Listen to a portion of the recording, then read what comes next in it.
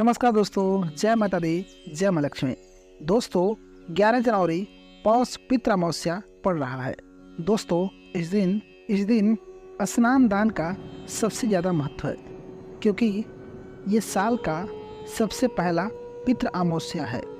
ऐसा मान्यता है कि इस दिन अगर किसी तीर्थ संगम स्नान करें तो मनुष्य को उसके शुभ फल की प्राप्ति होती है, साथ ही उसे पितृ भी प्रसन्न होते हैं और पितृदोष से भी मुक्ति मिल जाती है।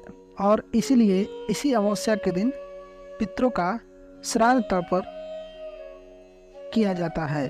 इसलिए दोस्तों पौष अमावस्या यानी पौष पितृ अमावस्या का महत्व सबसे ज़्यादा है और पौष अमावस्या पर पितरों का तर्पण करना बहुत ही महत्व है। इसलिए नदी, कुंड, जलाशय में स्नान करके भगवान सूर्य को अर्घ्य देने के बाद पितरों का तर्पण करें। आप चाहें तो भगवान सूर्य को जल देने वाले लोटे में ही एक चुटकी तिल डालकर जल को अर्पित कर सकते हैं। तांबे के बर्तन में अगर शुद्ध जल, लाल चंदन, लाल पुष्प डालकर अगर सूर्य देव को अर्घ्य दें तो व्यक्ति के कुंडली के सारे ग्रह मजबूत हो जाते हैं। पितरों की आत्मा के शांति के लिए यह बहुत ही आवश्यक है। पितृ दोषों से मुक्ति मिल जाती है। पितरों की आत्मा की शांति के लिए इस दिन उपवास करें। इसी दिन इच्छुक यानी कि किसी इच्छुक गरीब व्यक्ति को दान करें, उनको भोजन कराएं। भोजन कराने के बाद उनको भली प्रकार से दान दक्षिणा दें। अगर कुंडली में पितृ दोष हो तो संतानहीन योग उपस्थित हो जाता है, यानी कि पितृदोष होने से ना तो व्यक्ति तरक्की करता है, ना और नौकरी रोजगार में तरक्की होती है और ना ही मनुष्य को संतान की प्राप्ति होती है। इसलिए इस अमावस्या के दिन उपवास कर पितरों का तर्पण जरूर करें ताकि इन दोषों से मुक्ति मिल जाए। हालांकि पीपल का पेड़ का भी महत्व होता है पूजा पाठ करने का। अब देखिए, हम आपको बताते हैं कि पीपल के पेड़ की पूजा कीजिए और तुलसी की परिक्रमा कीजिए। इससे भी पितृदेव को शांति मिलती है और अगर आप व्रत रखते हैं तो आपकी समस्त मनोकामनाएं पूर्ण हो जाती हैं, क्योंकि ज्योतिष शास्त्र में पौष अमावस्या को बहुत ही फलदायी बताया गया है। और यह अमावस्या पितरों की शांति के लिए उपवास रखने से देवी देवता या अन्य प्राणी भी तृप्त होकर प्रसन्न हो जाते हैं। तो दोस्तों पौष अमावस्या पे खास संयोग बने हुए हैं, जैसे कि सर्वार्थ सिद्धि योग प्रातः 6:47 से शुरू हो रही है, शाम 4:24 तक रहेगा और इसके साथ ही सुबह 9:42 तक वृद्धि योग रहेगा। तो आप इस बीच स्नान करके पुण्य फल की प्राप्ति कर सकते हैं। सबसे छोटा और सरल प्रयोग जो पितृदेव को प्रसन्न करने के लिए आप इस सरल उपाय को जरूर कीजिएगा।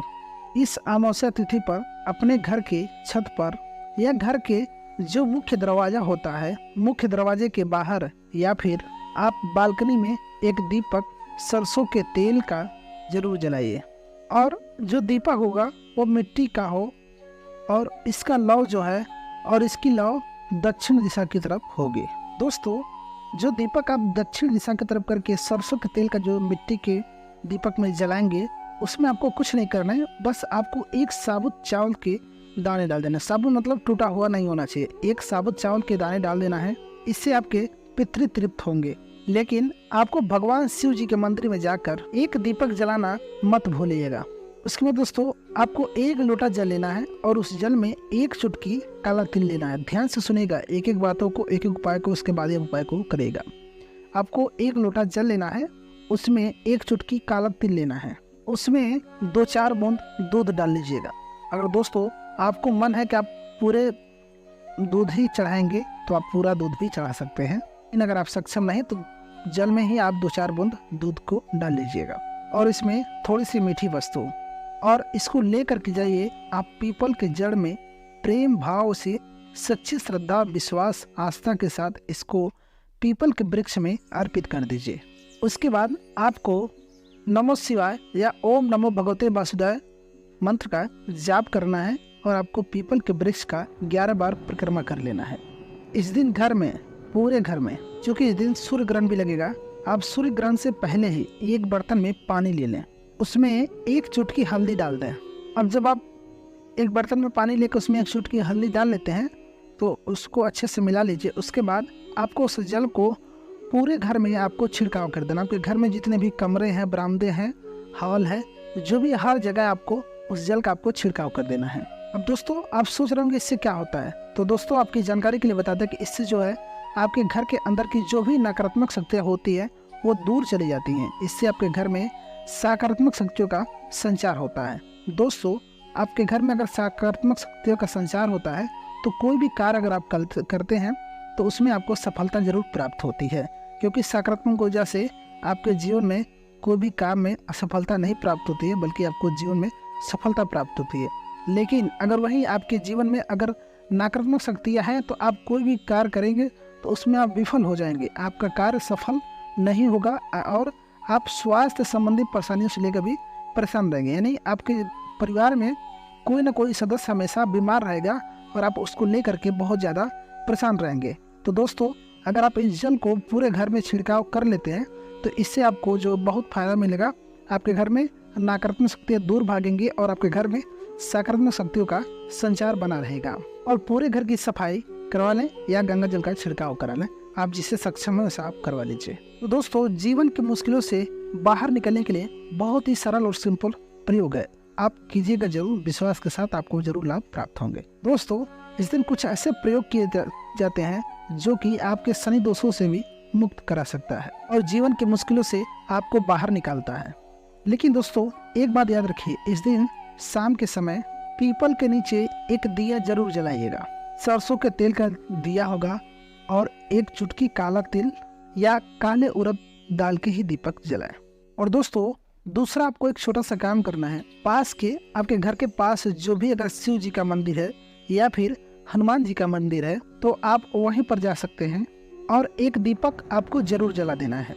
यह दीपक अगर सरसों का तेल का होगा तो अच्छा होगा, और नहीं तो आप घी का भी दीपक जला सकते हैं। तो आपको एक सरल सा उपाय करना है, दिए में आपको एक लौंग रख देना है, क्योंकि लौंग रखना बहुत ही आवश्यक है।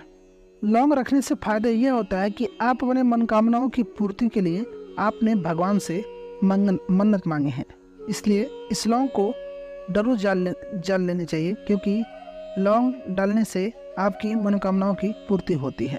तो अपने घर के मुख्य दरवाजे के बाहर एक दीपक जलाना मुख्य विधान है। शनिचरी अमावस्या है तो शनि के दोषों से मुक्त होने के लिए, उनके तमाम जो ग्रहों की पीड़ाएं हैं उनसे बाहर निकलने के लिए, चाहे तो जैसे साढ़े साथी या ढाइया कुंडली में कोई दोष है, आपको मात्र इतना ही करना है। आपको एक स्टील की कटोरी लेना है, उसमें थोड़ा सा सरसों का तेल लेना है, उसे आपको शनि देव के शिला पर अर्पित कर देना है। दोस्तों अगर आपके घर के आसपास शनि शिला नहीं है तब स्टील की कटोरी में आप सरसों का तेल रखकर, छोटा सा कटोरी लीजिएगा, बाकी आपकी मर्जी, आप बड़ा भी ले सकते हैं। उस तेल को लेने के बाद उसमें आपको अपने प्रतिबिंब देखना, अपनी छाया को देखना है, यानी कि उस तेल में जो है अपने चेहरे को आप देखिए। उस तेल को दान कर दे या शनि देव के पास के मंदिर में जो है उस तेल को रखाएं, तो आपके जीवन के तमाम कष्टों से आपको राहत मिलती है। और यहाँ तक कि आपके जीवन में साढ़े साथी और ढैया के कारण जो परेशानियाँ आती हैं, स्वास्थ्य अथवा आर्थिक परेशानियाँ, माता पिता के स्वास्थ्य में कष्ट की लेकर परेशानी, इन सारी मुश्किलों से आपको छुटकारा मिल सकता है अगर आप इन सरल उपाय को कर लेते हैं। तो दोस्तों हम आपको हर वीडियो में बताते हैं, हम जो कोई भी उपाय बताते हैं बहुत ही छोटा और सरल आसान उपाय बताते हैं, जो कि आपका कम पैसे में, कम खर्च में सारे उपाय हो सके और आपको लाभ भी प्राप्त हो जाए। तो दोस्तों ये थी हमारी पौष पित्र अमावस्या की संपूर्ण जानकारी। दोस्तों उम्मीद करते हैं आज की हमारी जानकारी आपको पसंद आएगी। वीडियो पसंद है तो वीडियो को लाइक कर दीजिएगा, चैनल पर नए तो चैनल को सब्सक्राइब कर लीजिएगा और कमेंट बॉक्स में हर हर महादेव, ओम नमः शिवाय जरूर लिख दीजिएगा। दोस्तों मिलते हैं आपसे अगले वीडियो में, तब तक के लिए नमस्कार, जय माता दी, जय माँ लक्ष्मी, हर हर महादेव, ओम नमः शिवाय।